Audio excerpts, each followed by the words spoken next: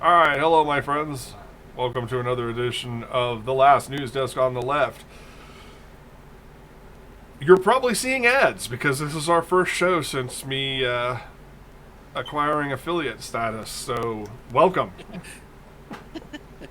Hope you can't handle the next 30 seconds well. Oh my lord, this is going to be interesting. This is definitely going to be interesting. I'm trying to bring it up so that way I can actually monitor it on my screen here. All right, so of course, big news. I just returned to Fragments of Silicon, and we just came off a pretty interesting broadcast. And behave. Where I was screaming at my cat while I was on mute, so that way he would stop howling. Now he's sitting demurely on the ottoman next to me. For now, anyway. Indeed. Of course, we have our regular cadre of heroes. Adam is here. Hello. Of course, we got Kevin in the hizzy. Hello. Patty Fan is around here somewhere. I ain't no hero. The Gollix is lurking. I already said something. And of course, Twilight Winter is here as well. Indeed, I am.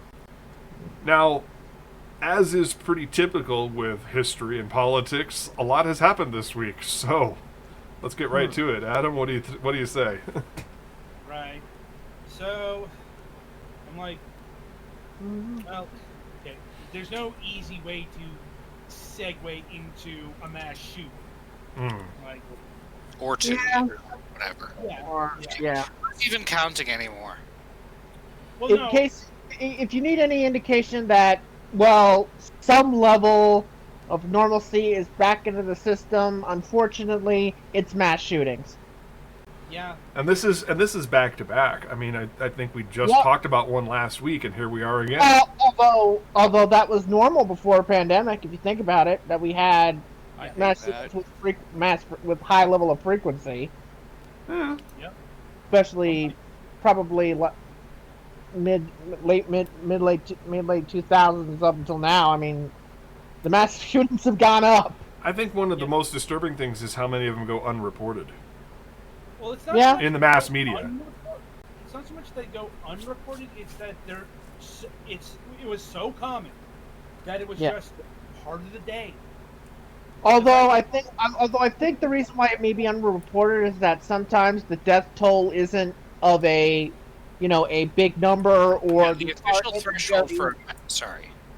I'm sorry, yeah, it's like usually media covers mass shootings is if the death toll is high and if the target is of a notable kind, like If it's Asian racially motivated. spies If or- it's racially motivated, right? Or Yeah, or sexually motivated, by which I'm referring to gender dynamics, but, although also the other thing.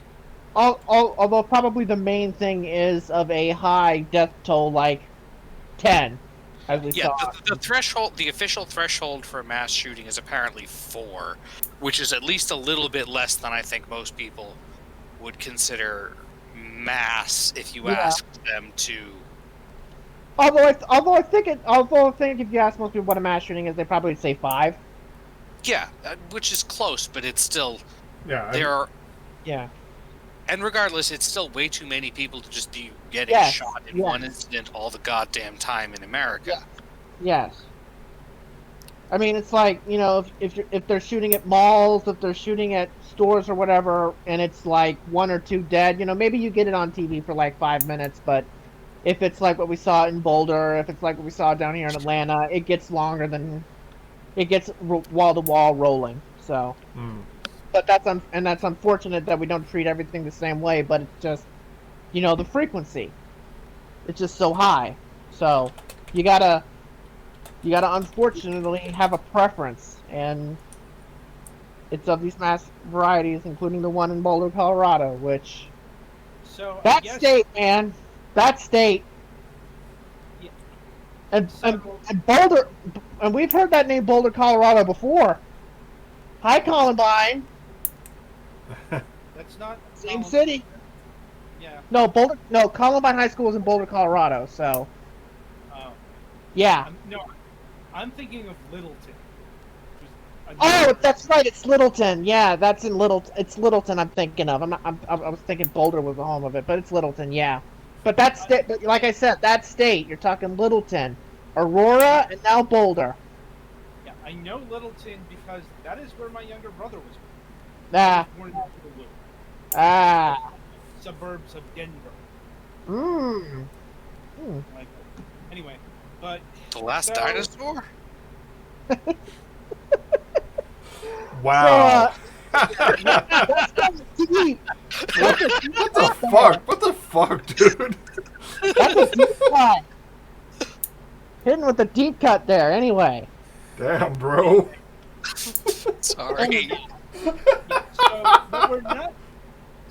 What we're not going to do is make much of the fact that yes, the shooter was a Muslim this time. They have engaged in a few of these mass shootings. I can't deny it. I'm like, Yeah. I think I think at this point we're just waiting for the exact motivation, because it's easy to say, oh, he's Muslim, but we need the exact motivation. Yeah, it's like, it's not gonna be, like, it's probably not gonna be faith, although, yeah, that can't be ruled out. But if there's a through line here, it's usually toxic masculinity. Yeah. I mean, considering that the recent competition is, well, you see, I have sex addiction, and I felt that the most reasonable way to deal with that was to kill everyone who might be a prostitute. Well, I think if you're talking about what happened down here, I think it's actually, I've said this before, but I think it's a mix of typical incel stuff, sex addiction, whatever you want to call it, which is basically typical incel behavior. I'm not saying it was the truth. I'm saying what he said. And Right. Adam Conover did a piece on this on TikTok where he basically debunked the idea of sex addiction. It is not recognized by the DSM-5. I'm not saying it's exactly that. I'm just saying it's like typical should not- incel behavior. Right, and should not But be it's used not as that legal sole. defense. Should not be used Right. as legal That's- defense. There's no such thing. And what I'm saying is that that's only half of it. The thing that makes this violent is the fact that look where he targeted. That's not an accident, okay? Mm-hmm. Considering the fact that he drove the way that he did from, like I pointed out last week, considering where he drove, considering where he shot up, it's no accident. No, The racism is the road to the violence. Now, there could be an underbelly of incel behavior there, but it's not the main point. It's the racism that drives it. right. Also, I'm not quite familiar with hate crime statute, so I wanted to just double check with this. If you're killing people because they're women, is that not a hate crime? Well, I don't know what it is exactly in this state, but it depends. It's measured on a case-by-case basis. Right. Okay. It can be construed as a hate crime because, for the moment, women are considered a marginalized group. Right. I'm just saying, in this particular case, I think there's a case to be made there. Yes. Well, Especially considering where he targeted, who he targeted. well, So I need to drop this reference here, but this defense and this whole rigmarole is like, and this ties into the racism commentary. This falls into reefer madness territory. The idea of blaming a boogeyman for something that is a chronic societal problem. And trying to use it as an excuse, and trying to use it to excuse bad behavior. yeah. And Yeah, just think, I if the do- shooter had been a visible minority, we wouldn't have to listen to his excuses because the cops would have just shot him. Right. Yeah. Although, I mean, That point is do out think there. that- I do think though that the sexism is part of it, not the whole thing, but I mean, it's like layers upon layers of things. Like, bottom layer is the fact that he's probably addicted to Asian women. That's the bottom layer. The middle layer and the top layer is, of course, the racism, which then feeds into it after, I've been rejected so many times, and that then spirals out of control. I'm not going to be able to That's quantify the this. self-behavior. I'm not going to be able to quantify this in any meaningful way, Kevin, but I do need to state on air that I'm a little uncomfortable with you suggesting that a race of people can be construed as an addiction. Well, I mean, I know that's wrong, but with incels, that's basically what happens. I'm just talking about the typical incel behavior. Well, I mean, I think it's a thing. We have to here, understand. let's bring. In order to. Okay, Wait. Instead use the phrasing, he felt compelled to act sexually towards Asian women. I think I know where you're going with this, and let's put it in proper framework here. It's the fetishization of minorities. Yes, that's what I'm getting at here. Okay. That's what this is. I'm clarifying that for our listeners who may Right, who may have been slapped wrong by the way you phrased that. I'm just clarifying. Yeah, That's all. and if I did suggest otherwise, I'm really, really sorry, but that's what it is. You're fine. I just wanted to make sure that we were on the same page here. Yes, that's what I'm getting at. That's and it's typical incel behavior that they fetish that they're of a race fetish. And it's not just Asian women that this happens to, but in this particular case, that's the bottom layer of this, and then it just grows and grows and grows to the point of violence. That's what I think happened here. Okay. So, but yeah, if I did throw anybody off suggesting otherwise, that's what I was getting at, was that fact of the race fetish that is a part of incel culture. No, I wanted to nip that in the bud before anybody got in trouble.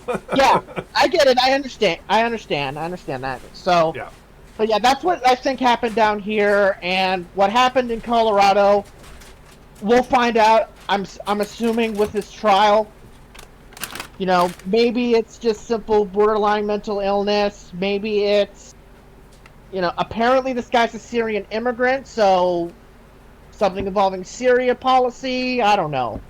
To be clear, we're talking about being on the borderline of mental illness, not having the mental illness. Right. Exactly.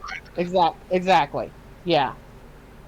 So, but we'll find out eventually what happened here. We're not going to just sit. It's too easy to just say, oh, he's a Muslim, so obviously it has something to do with faith. No. You have to find out exactly what this guy's deal was. Exactly the deal, because if you don't find out exactly, it's easy to paint a broad brush, so you don't actually find the truth, because there's a truth in here that we need to find out what it is. Like, there's always a reason for something. And sometimes it's not really that easy. Yeah. Anyhow. Yeah, so I suppose we also have to address what has become the most tedious part of these affairs, and that is, the whole gun control dance. We should do something. No, you're not, and on and on It's it goes. too early to do something. It's too late to do something.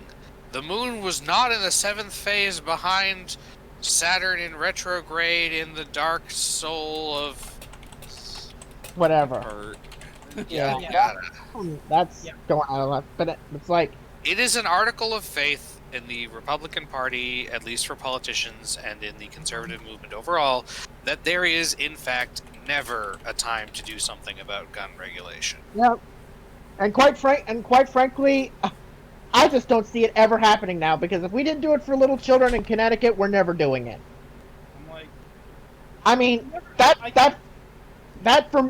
like, at this point we need 60 Democrats in order to do something at this point, because no Republican in his or her right mind at this point in time is going to accept gun reform, or not enough of them. It's also what level of gun reform we are talking about here, because we have even. Go ahead. Because unsurprisingly, Joe Manchin came up again. Told you there was a reason we profiled him, because you're going to be hearing his name a lot for the next few years. He opposes the House gun control bills that, because they seek to close the third party loophole. Background checks if you're, independently selling a gun. And he put it, yes, there should be commercial background checks, but, if it's a friend that that you're selling a gun, there shouldn't be a background check. Kind of missing the forest for the trees here. This is not really about your close buddies here. It's about you buying a gun and then giving it to somebody else that you don't know. Yeah. It's Yeah. about going to Craigslist with a fucking AR-15 in your trunk and making few $1,000s off of it, and they go mow down an entire movie theater. Yep. You know, The But thing that always gets me is when people pull out the fucking cars hurt people too, and drunk driving is bad, and we should ban we shouldn't ban safe drivers. It's like fucking, if you made it as hard to get and use a fucking gun as it is to get and use a car, that would be an enormous step forward. yeah, you know what? Instead of banning weapons, why don't we just make them hard to get through a licensing system? But of course, we can't do that because Because then it would be vaguely possible for the government to track your guns and then therefore to take them away when the government does the thing that it's clearly going to try and do at some point and take everyone's guns. Even though that fucking AR-15 year thing is really going to be something they consider a threat, when if they really wanted to do something about your political opinions, they could probably just bomb you with their literally military. a drone you'd never even know till you're out. Yeah. I mean, in terms of gun control, it's also a deeper thing than fucking mass shootings. They're the like, how do I put this? The celebrity superstars of gun violence. They're the ones that get all the news attention, but they're not the deadliest. That's fucking handguns. Yep. Handguns are easier to conceal, easier to use, all that stuff, and they're used in a lot more intimate affairs. Domestic affairs, robberies, Also, drive-bys, so on and Not so used forth. much for hunting. Yeah. And expecting us to ever be like Europe, let alone Japan, like, no, we're never going to be like Japan. No. Nobody else is like Japan.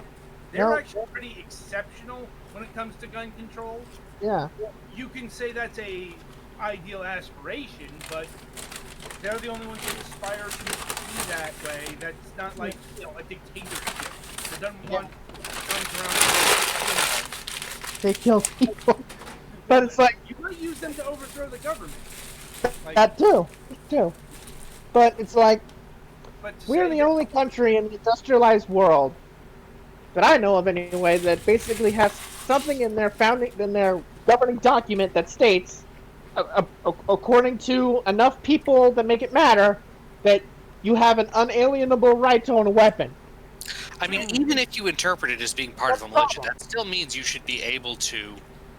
There should be very limited regulations on people being able to form militias for the public defense or whatever. Well, yeah, Which is also kind of a terrifying prospect if more people did that, based on what some people consider the public good to be. But So here's one of the secrets about the Second Amendment. The Second Amendment isn't. That's not what the Second Amendment's about. That is about militias. The Second Amendment as a right to own guns is actually from a Supreme Court case. I forget which one it is, and like the modern onset of guns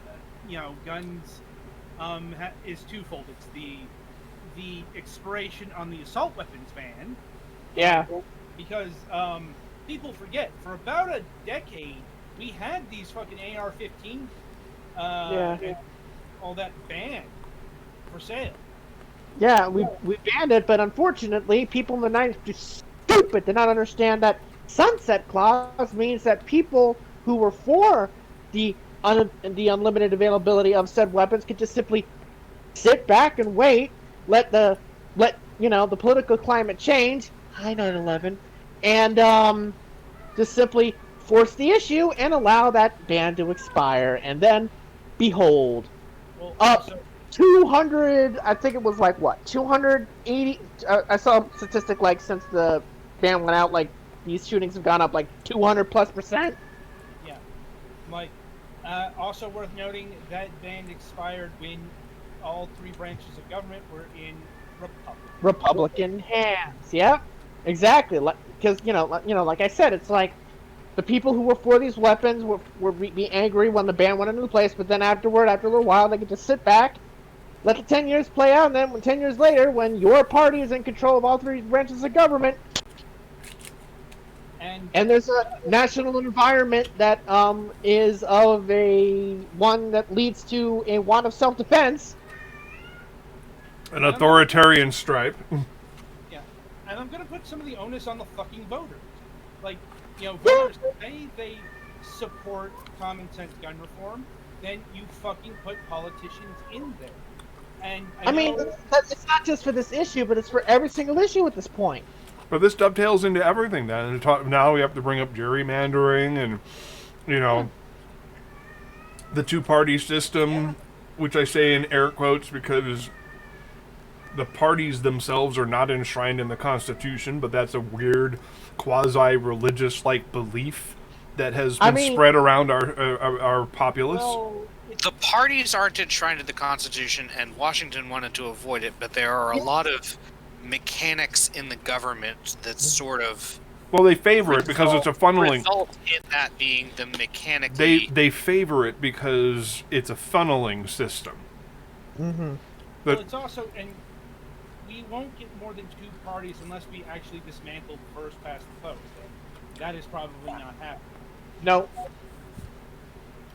I mean, even if you did eliminate first past the post, I mean, maybe you get a push, but considering that these parties have been established for nearly 200, 300 years, they're not going to go down quietly.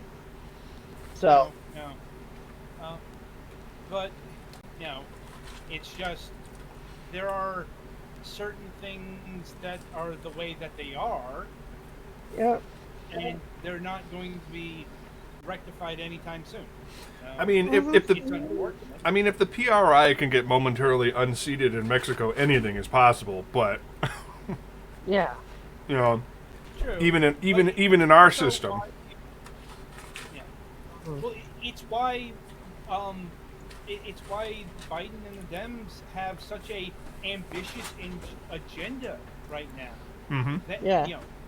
They know they may have only 2 fucking years to get what they want to do done, and it's at some point the rubber's going to hit the road. We've talked about the filibuster in previous show, and that will come to head at some point. It's often going to be. It's often speculated it's going to be voting rights, but that battle isn't in focus right now. What's coalescing right now seems like, I suppose also immigration, because the media is making a deal out of a crisis at the border. Because the Trump administration dismantled our asylum system. Yeah. And, Biden is... They dismantled our asylum system, and then the Mexican government decided we're not going to take these people anymore. You take them. So the most offensive part, one of the more offensive parts to me is them complaining about us moving these refugees from the children and the refugees from the prison camps effectively into hotels, and then having the fucking temerity to complain about government employees being treated less than these people who have been detained for 3.5 years now. Something like that. It's like, I think at this point they deserve a little luxury after what we've done to them. And the thing that's most important to note is that the reason why they're being moved like this is because there's a certain period of time that the Border Patrol is supposed to hold these refugees and these children before it's illegal. Mm-hmm. And that time for a lot of these children, a lot of these refugees has long passed. So they're really trying to get them to convention centers, to hotels, to things like that, so that they're not in squalor. Right. And another thing that's the media's oh, why would you let us go in there and photograph these things? And it's because we don't want to photograph children looking bad, and I don't think these children want to be photographed. As if they're, as if they're objects of oh my god or whatever, you know. And actually, aside from that, there's the small issue of there are certain privacy rights that children have. Yes. They have yes. they have no legal ability to consent to photography, Yeah. the interviews. Their parents are long gone because we moved them somewhere else. Yeah. Now of course, you know, the fact that the lawyers can't get in there. Okay, maybe that's a problem. But in terms of media and photography, it's like, why do you want to photograph these children who probably don't want to be photographed? It's like yes, disclosure is good. Oh, because ratings. Yeah, Yes, because it's ratings. Exploitation. It's exploitation for ratings. It's exploitation for clicks. It's exploitation for all this. They want All they want because they're bored with the Biden administration not feeding them content on the daily. And apparently they're now trying to rewrite the narrative to say that the Biden administration is fucking up left and right. And it's like, again, they haven't even made it through 100 goddamn days yet. Yeah, that's the first thing. And the second thing is that, you know, this surge, and I use surge in air quotes, began technically in November of last year when the previous administration was still in charge. This is like the racist. This is like CNN's intentional or unintentional, I don't know yet. Racist race to the bottom, trying to show that somehow Joe Biden was actually faster to pass major legislation than Obama, that it took him over a year and a half to actually pass major legislation when Obama actually passed major legislation in 8 days. Yeah. I mean... Not to mention that he also passed the Credit Reform Act in 2009. Yeah. The Recovery Act and that stuff was year one. And I bring that... Everybody thinks the ACA was the first big thing, but that Recovery Act in 2009 was important. And I'm going to admit freely that I got suckered into that unforced error on Twitter. I admitted it publicly, and I was like, yeah, wait a minute. Oh, wait. There was 2 stimulus packages. I'm a fucking idiot. Yeah, I mean, it's easy to forget because everybody wants to go to 2010. Always. Just start at 2010, like 2009 didn't happen. But 2009 was when you had the Recovery Act. 2009 was when technically the Tea Party launched. You know, stuff like that. Right. This is why I'm also skeptical of, you know, it's like when we start talking about, oh, the Democrats are worried they're only going to have 2 years. It's like, well, then you're setting yourself up for failure, Democrats, because of the fact that you need to push hard to stay in power for more than 2 fucking years. Yeah. Yeah. You know? Well, it's not so much a fear, it's an understanding of how elections work. And it's also a reason why they want to get stuff passed is to use that in their midterm. Right. Right. So, but, I mean, 2022, from the Senate perspective, though, does have a slightly more favorable outlook for the Democrats if they don't lose their collective shit. Right. So far, they've been doing all right, even with the Manchin candidate. Although it's a cycle, it's also it's a cycle with him, and it's like, you know, he starts out saying I'm not going to do anything with Republicans, but then eventually he comes around to, well, yeah, I guess I have to now. Right. You know, he eventually comes down to it. He's not. He said, like, you know, oh, I'm not going to allow our infrastructure to go through reconciliation, and it's like, well, if it's between that and nothing, you're not going to choose nothing. Yeah, and of course, and a major infrastructure bill would absolutely benefit West Virginia. He'd be a fucking idiot to try to sell us on the idea that it wouldn't. Someone told them about Robert Byrd, apparently, because he's now for a bigger bill. I'm like, yeah. Here's the thing: Robert Byrd has his name on like all of the fucking infrastructure in West Virginia. Yeah, I'm pretty sure that he would like to have some of that stuff with his name on it. Well, you know. Former governor. The Manchin cycle continues. Yes, always. It's like the Force; it's with us always. Mm-hmm. Yes, it is. Can't stop, won't stop. And I still keep running into people who are pissed off about the whole, like, oh, the parliamentarian wouldn't let a minimum wage thing. You don't know how anything works. Shut up. Yeah. I'm Yeah. also nervous. It's like as much as we take a risk by fanning the flames of leftist Twitter, you know, I'm always nervous about these people who are like, oh, we should just override the parliamentarian. The parliamentarian is a stuffy relic from a bygone age. It's like the parliamentarian is also why we don't have jackboots walking down the streets right now. Marching down the streets is because the parliamentarian keeps the more, shall we say, fringe elements of the various parties from putting asinine stuff and then just steamrolling over Congress. Yeah, believe it or not, it's actually a good idea to have someone in Congress whose job is to know what the rules are and tell Congress when they try to do something that's not in the rules that they're not allowed to do that thing. It's like it's like blaming the messenger. It's like, look, you guys wrote this convoluted, this needlessly complex set of rules to govern the Senate. I'm just here to read it and make sure that you guys abide it. Yeah. It's like, but And it's not my. I'm sorry, but it turns out that the fucking that affecting the federal minimum wage has nothing to do with the federal budget. Which, if you decide that you want to try to pass something through reconciliation, Right. it has to have something to do with the federal budget. The thing that they need to change is the arcane set of rules, not the rule meister. Mm-hmm. Yeah, and it also doesn't really matter if you don't have the votes. That too. It's like, I got blocked on Twitter for telling people they don't have the votes.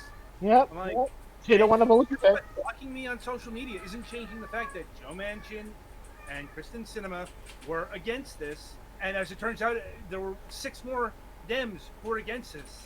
Yeah. Although technically, I think for some of those other 4, it had a lot more to do with the fact that they were trying to put Kamala in a box. Right. It's like, and that's another thing we were trying to tell them. It's like, if you do this, you're gonna piss people off. And guess what? Yeah. People got pissed off. Yeah, because what they saw was an attempt to try to, put Kamala on the spot, and then if she does what, the administration would tell her to do, which is to, vote down this thing because they are not in the business of overriding the Senate parliamentarian because the President of the United States is a Senate lifer. Then what you want to do then is you want to point to Kamala and go, aha, you're a traitor. You're a traitor to the cause. Well, they wasted no time on that too, because now they're throwing her under the bus for having the temerity to appear anywhere with Bill Clinton. Yeah. And there was something about the vice president not saluting, which they're not supposed to actually, because they're not military. I mean, these people were pissed off when Barack Obama saluted a Marine with a cup of coffee in his hand. So it's like they were ready to impeach him over a tan suit.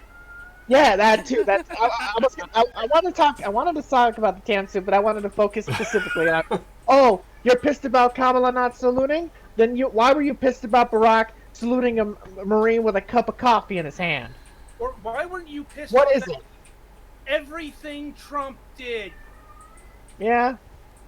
I mean, these are the people who get pissed off about respect for the flag and shit, and then have definitely never read the flag code. Well, yeah, because they wear American flag shirts and dresses made out of wrapped up American flags that are constantly touching down, while they go and sell their goods by waving an American flag over it. All of this shit is against the flag code. And then by not, and then of course the skid marks on the UCMJ when Trump wiped his ass on the military and said they were all suckers. Yeah. But hey, the Republicans are pro-military. They're pro-military.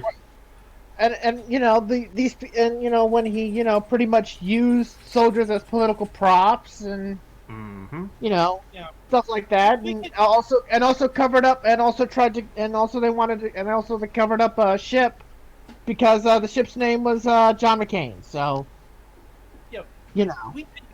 we could honestly do a entire episode on Trump's military insults. Yeah. Yeah. So, But hey, he wanted a military self-aggrandizement parade too. Yep. Yep. I think that might be why he was such a baby, because we wouldn't let him have his tank party. Yeah. we, Probably. we wouldn't let him play. We wouldn't let him play Risk in real life. Yeah. Even though fucking rolling a tank through DC would have destroyed the sewer system, but whatever. Yeah, Mhm. and That would be a shitstorm of a different kind. yeah, I think Trevor Noah's best is, Trump was basically an African dictator. Mm-hmm. Yeah. Or at He least did. fancied himself as one. Yeah. So, You mean? But getting back to the present here, Yeah. it's like, I suppose shifting forward, talk a bit about statehood, because I believe both the DC and Puerto Rico hearings happened this past week. Yeah. Yeah, and both of them are very much in the news here. Yeah. I'm like, now as far as, and there are two separate cases. Yes. Very admittedly, it's like on Puerto Rico, note to AOC and the New York Puerto Rican delegation. I'm like, I know that independence isn't popular on the Puerto Rican island. Like, Oh, they know. Oh, they know. They just want to suggest Yeah. that they and the diaspora up there know better. Of Yeah. course, that's very much a problem, and not just a problem with the Puerto Rican diaspora, I might add. it's like performative bullshit is still performative bullshit, even if it's Yeah. for an ostensibly better cause. Yeah. Because- Well, Yeah. what the? because- Want me to? Yeah, let you me go get ahead. to the actual island here, because Mhm. the actual Puerto Rican politics, I know because I had Puerto Ricans in my family, is Yeah. status quo was the most popular thing for a long time. Yeah. But it's like the last three plebiscites have been for statehood. Yeah. Because It's like- because the economics of the island have collapsed. You had that, you had good old Maria a couple years ago, and people in Puerto Rico want to be a state so that, maybe as a state and as part of, the United States itself, maybe they could have a little bit more of a stable economy and be able to become more stable. I mean, of course, the problem being that they're so economically fucked over by their current status as a territory that independence would be fatal. Yes, So the only option that they really have is statehood it's statehood. Yeah. to get out of this situation that they're currently in, which is by Right. design. Let's not dance around this. I mean, it's Yeah, racism yeah, and but- by design. Yeah, some of these things have. Some of the reasons the economics of the island crashed was because of colonialist-minded legislation, Mm-hmm.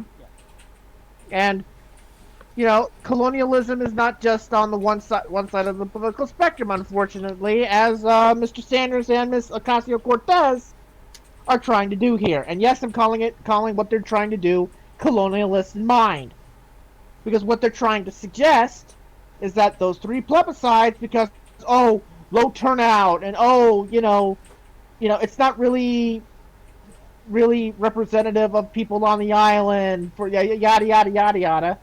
Well, That's putting their thoughts in the heads of other people, and that is no better than any colonialist on the right. the worst part about this is that the real fear of Puerto Rico, at least as far as the Senate is concerned, is party representation. It's because the Republicans are absolutely convinced that they will lose clout, and the Democrats are not 100% sure that they will gain clout. Well, and that's not a wrong assumption in terms of the Democratic side to make, because But to determine the fate of an entire people's, because of that, you got to call it what it is. Yes. It's Yes. racism. Although I don't think that that's really as big of a problem here as it is in the case of DC, frankly, Yeah. because I think if it were up if Well, the These two certitude states were the certitude of DC being democratic is, I would say, 98%. yes, I mean, you know, it's quite clear that a Columbia, as the state would probably be called, Columbia, would be overwhelmingly democratic. Period. You know, Mhm. with Puerto Rico, it's, you know, It's we know 50-50. if they elect, yeah, or actually I think it's more 60-40 in favor of Republicans because they voted for Republicans or conservative leaning politicians as their governors and in their parliament and stuff like that for a long time. So I think it would ultimately If it were- depend. I think think it would in ultimately. terms of the Senate, in terms of Senate representation, it'd be 1-1, in my Probably. opinion. Well, that's why 1-1. that's why I said 50-50 is because Yeah, oh, okay. because Yeah. Republicans haven't fully destroyed all of their credibility on Puerto Rico yet. God Shockingly. knows how, but you know. you know, but you know that it's just the way it is. But yeah, it would be 50-50 in terms of Puerto Rico, and it would obviously be Democratic on the DC side of things. But Mhm.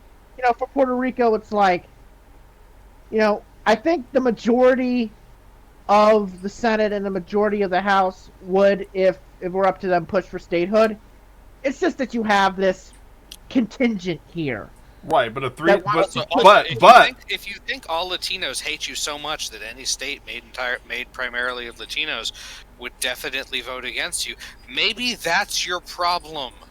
Yeah, yeah, But again, you know, I mean, if we're looking at it this way, if we are making any assumption that it's going to be 75% in favor of the Democrats, then this is pretty much why Republicans are pulling out all the stops to make sure that it doesn't happen. yeah. In terms of DC, yeah, absolutely. You know, because Now, to be fair with Puerto Rico statehood, that's actually was in the 2016/2020 platform of theirs. So they are in favor of Puerto Rican statehood. It's DC statehood that's the problem. See, for obvious reasons. Well, 'Cause like I it's said, black and yeah, deaf. right. I mean, that's why they would stall everything possible. Like they would push one and forestall the other. Yes, yes. Because they know the writing's on the wall. It's like if Yep. it was a 1-to-1 game, then nothing changes. It's 51-51. And Yep. but if it's a 3-to-1 game, Yeah, yeah, then that pushes Democrats into a position to where they have a little more security. yeah. And they don't want that. So Yeah, not quite a hegemony, but you know. yeah, yeah, yeah. It's just the fact at this point. They don't want to admit it, but that's the fact. Or actually, they have admitted it because they've said for a fact that, you know, they don't want DC statehood because Democrats would be in a solid majority forever, and you know you can't really say that. See, my biggest objections are that I think 100 is a nice round number, and also the flag design is good the way it is, and therefore we should never change anything. I'm gonna slap you through the internet for that. That's gonna help. I know where you were going with that joke, and I respect it, but at the same time, I hate it. So I suppose on that note, we should shift to the entertainment field. Indeed. And, No spoilers on the Snyder Cut. Oh, but before that, also, some dumb fuck got a gigantic fucking boat jammed in the Suez Canal. That happens. Next. That's all. No further comments. Only one, all except for one word: evergreen. Next. The song? anyway, yeah, we're not talking about. We won't be talking about superhero stuff this week. Mm. You know, But we will mention that the Snyder Cut is out, and the jury is still out on that.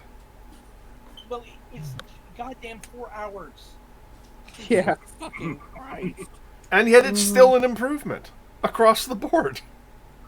Well, that's because it's not mishmashing two very disparate visions together. Yeah. You Yeah. know, Pretty much. you know, yeah, turns out mixing Zack Schneider and Joss Whedon is like mixing oil and water. Mm-hmm. You know. Anyway, getting back to what we actually want to talk about, might be a bit odd to be talking about this here, but Microsoft buying Discord is gaming related, but it is also more than gaming. Mm-hmm. Right. I mean, it's come up as Discord has come up as a legitimate threat to the Skype platform as a communication software because, well, I don't know, it's more reliable. Yeah. Can verify based on number of interviews on Discord versus number of interviews on Skype over time. And the fact that I'm like, I can't remember the last time I deliberately logged into Skype. Mm-hmm. Like I said, we do the Skype thing on the whim of the guest, like Mm-hmm. so. You know, I still have some friends that prefer Skype. Well, it's also the only way I can communicate with my artists in China. Interpret that as you will. Yeah. I mean, if you haven't seen the College Humor video on Skype, I think that sums it up. Yeah. You know. And it's not just from external things like Zoom and Discord. Microsoft Teams. Yep. I mean, there's just as much a chance of them going with an IPO instead than. Right. So- I think Selling the currently that sounds more likely, but This- who knows? They're looking to do something with their property. Yeah. Does anybody here remember when we interviewed the Discord guys when they were nobody? I No. remember it sounds familiar, but I don't remember what was said. I'm surprised, Adam. You had 'em- you brought them on the show on I MSP. bring a lot of people on the show. It's like I can entirely buy that happened, and I forgot about it. We had Discord on the show in 2015, Sounds about right. right when the server was new. And what was the first thing I said? I said, I don't like this interface. And then all of a sudden it, like, I think it took me less than 6 months and it instantly grew on me because I was so fed up with the bullshit of Skype. Mm-hmm. Mm-hmm. Yeah, we had them on the show when they were small. I'll have to see if I think the episode might be on YouTube, but I don't have them But at cataloged any rate, correctly. yes, we can all agree that Microsoft buying Discord is not an appealing idea because of what they have a history of doing with There, communication platforms that they purchase There- and repurpose for their own use. there has to be a legitimate antitrust interest here.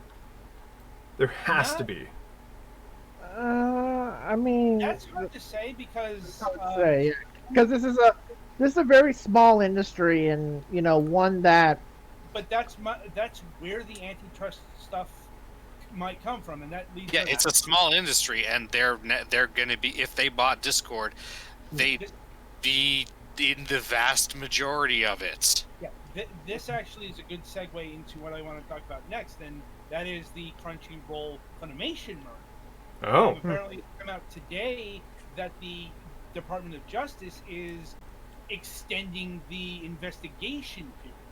Because Oh. Dun dun dun. oh my! let me lay. Wait. So they're going, wait. I don't know any about this Animu thing, but it sure sounds like if you two guys became the same person, that maybe you'd have more too much of it. Adam's gonna lay the smackdown, so let's let this happen. Well, Yeah. because I want to get into back, like, okay, how U.S. antitrust law works. It isn't. Or as the case maybe it doesn't. Well, no.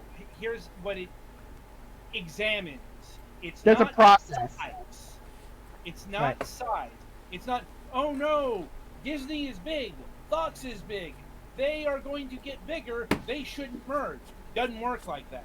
Here, Right. anywhere else, because the Disney Fox merger actually went through a lot of regulation.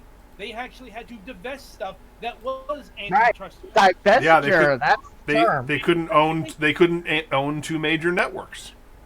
Yes. They could. Yeah, Disney had to spit. I'm sorry. Fox had to spin off their chain of regional sports cable networks called Fox Sports Networks. They're now going to be called Bally Networks because they spun them off in order to get the Disney merger through. Because ESPN would have gotten too big, Yes. and that's a specific division. It's the divisions within a merger. And yeah, Disney and Fox combining, yes, that removes a major player from the field. That does not remove enough major players to make it monopolistic. Yeah, they'd have to buy like Paramount and MGM and or the whole 9 yards. They'd have to go on a buying spree of all the major studios in America. Right. And because of the Viacom CBS remerger and all that stuff, Paramount has actually regained prominence. Their name is still recognizable as someone who can take a bite out of Disney or anyone else for that matter. Yeah. And there's also, Comcast and NBC Universal and that group, There's also the rising stars of Netflix and Amazon and even Apple, who all are in the content game. So, point is, there's still plenty of competition in that entertainment field.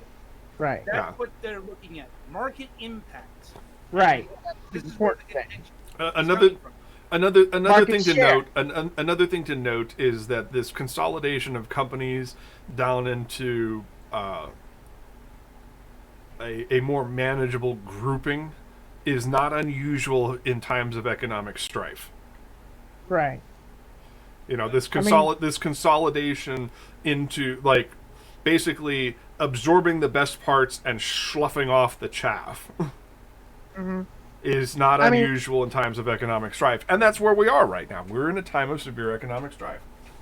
Yeah, and I can also point to you to another, pretty famous merger of the last decade or so. Sirius Satellite Radio and XM Satellite Radio. They merged, and that was and that took a long time because that actually was a monopolization of the market, but the reason why it went through at the end of the day was because both companies were in the toilet. Yeah, there was a chance they would have just disappeared. If they hadn't merged, the entire field would have gone away. Exactly, but at the same time, there was still, even despite this, a long, extensive, what's it? What I'm?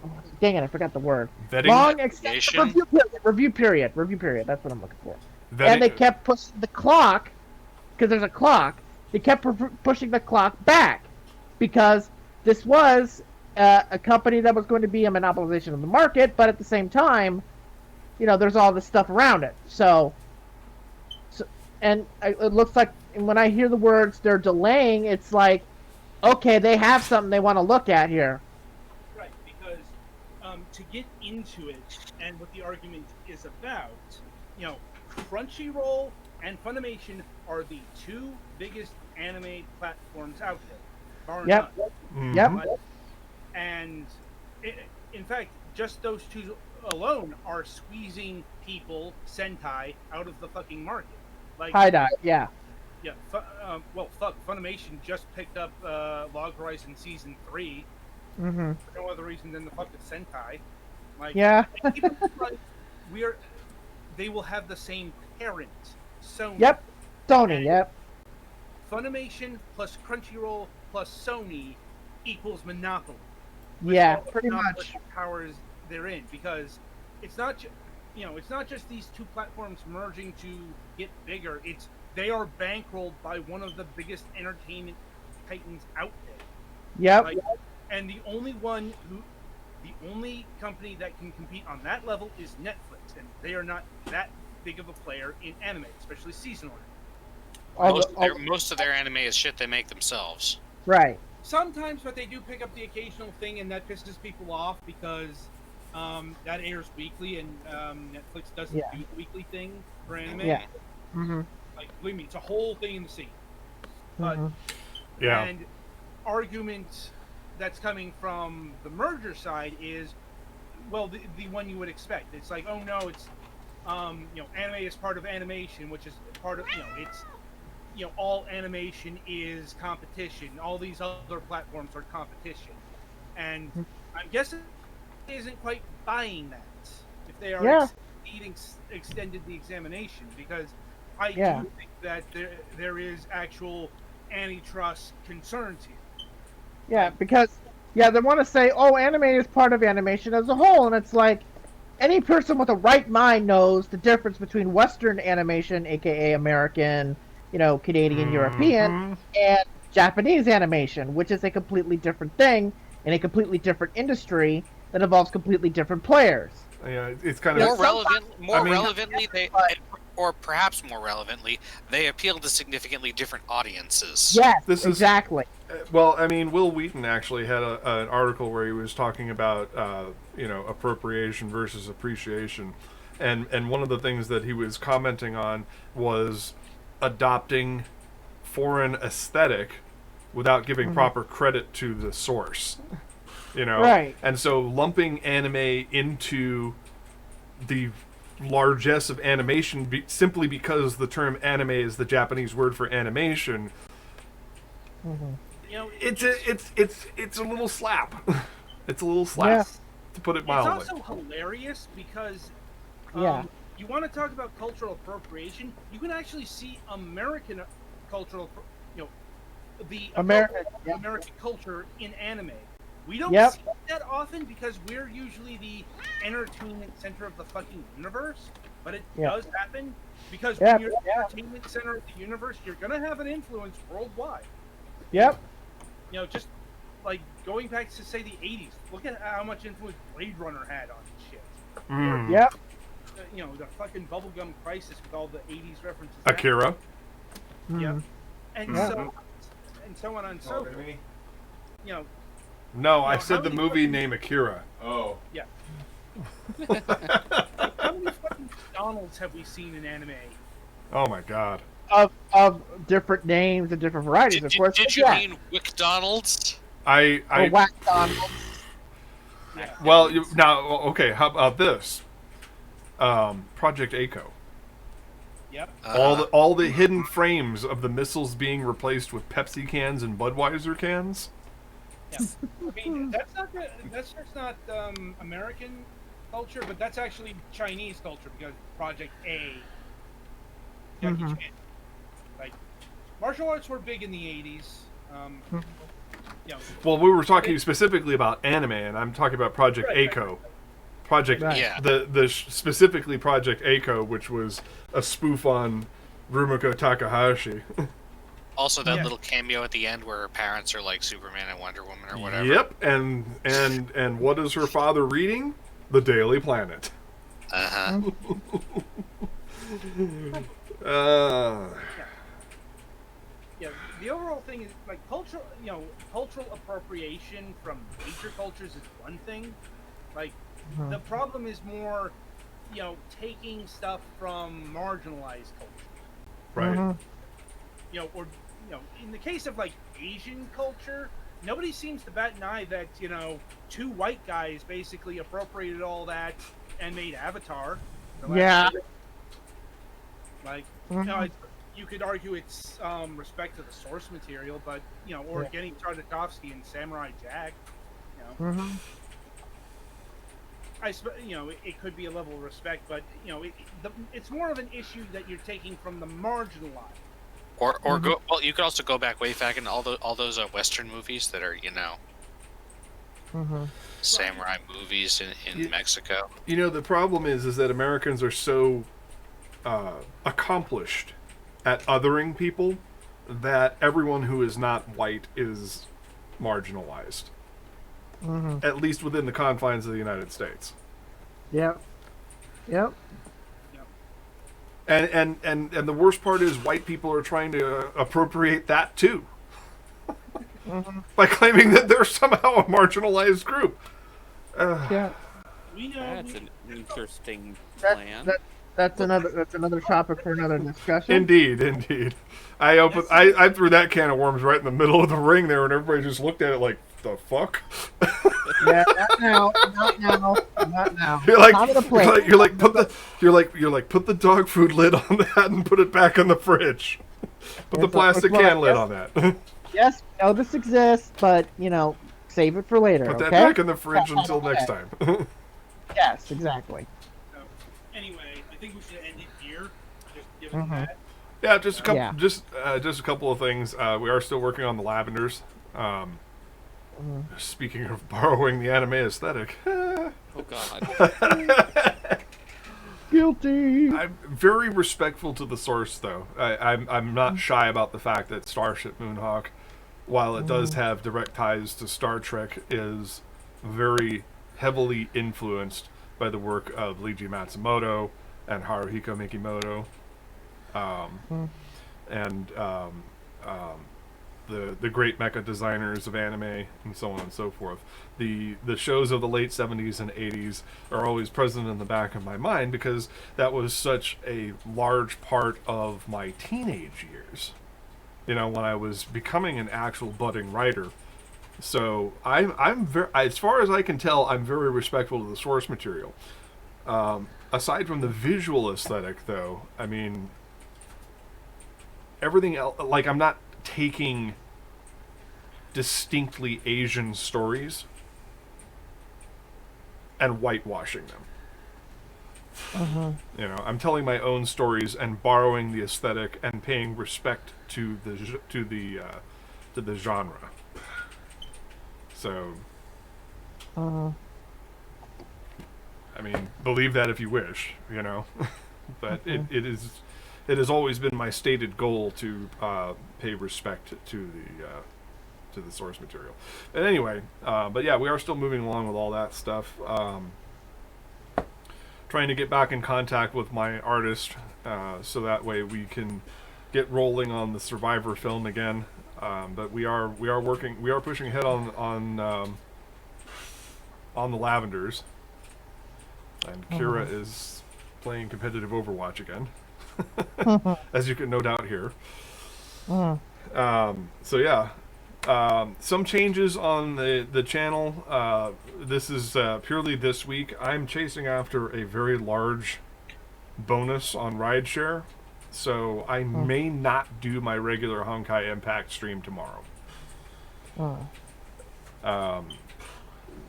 So I may take a week off because I need to complete 50 rides in order to get the bonus, and I only have 12.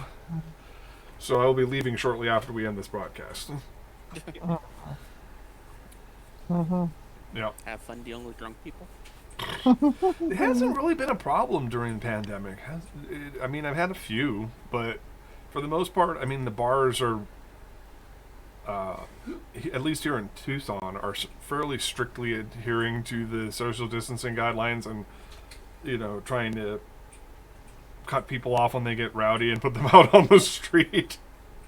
A lot of places close early during the week too. Instead of nominally staying open until midnight or 2 a.m., which is the cutoff in our teetotaler state, they're actually closing at 10 or 11 on weekdays because they just don't want to run afoul of the regulations and low attendance. Really, everybody's broke. They're attending what we like to jokingly refer to in the business as speakeasies, aka clandestine house parties. Yeah. So, yeah. I think that's it. As soon as the website's back up and operational, I will upload the draft of tonight's episodes, commentary, their promos, and because I like to have continuity there. But also there will probably be an update to the Starship Moonhawk webcomic, so yay. And if you travel to the dark side of my enterprises, that's also kind of sort of updating again. There's a plan in place for that to all work out. But if I don't do the Honkai Impact stream tomorrow, then be sure to tune in Friday on YouTube for more Warzone, and of course on Saturday for crazy times with Overwatch. And then of course we'll be back on Twitch on Sunday with MS Saga A New Dawn. And the Golics will be there. Barring unforeseen circumstances, of course. Yes. All right. Well, that's it for our show this week. On behalf of the crew here at Last News Desk on the Left, I'm Mac Paladin. Thanks for watching. Stay safe out there, kids. Stay safe and get vaccinated, kids.